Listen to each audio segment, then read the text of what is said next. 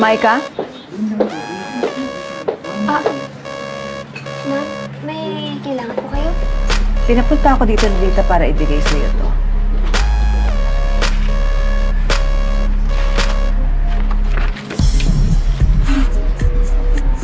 Ha? Memorandum of reassignment? Ma'am, ilipat niyo po ako sa shipping and delivery sa basement?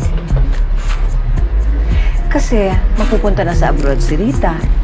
Hindi ka na niya kailangan. Gusto sana nga niyang sabihin sa'yo ng personal. Kaya lang, wala siyang time. Masyado siyang busy. Ma'am, pero... Ayusin mo na yung mga gamit mo at may iba nang gagamit ng cubicle mo.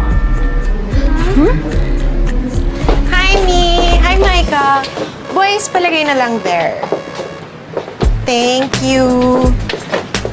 Excuse me. Excuse me, Micah. Yes. Okay.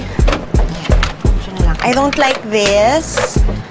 I don't like this. Mommy, Mac user ako, okay? Boys, wait!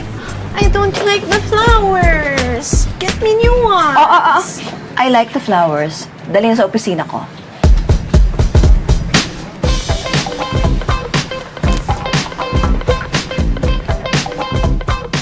Hindi talaga ako naniniwala kay Ma'am Deborah. Alam ko siya may pakana nito kasi alam niyang loyal ako sa boss ko eh. Ano sabi ng boss mo? Hindi ba niya pinagtanggol? Hindi ko pa nakakausap si Ma'am Rita kasi may press con siya.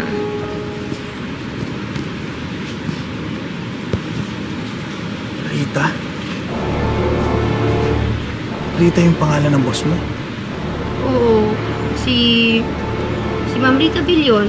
Siya yung kinikwento ko sa'yo na laging tumutulong sa akin. Siya may-ari ng Señorita Sets. Balak agawin ng tita niya. Suspecha pa namin, gusto siya ipaligpit ni Ma'am Deborah.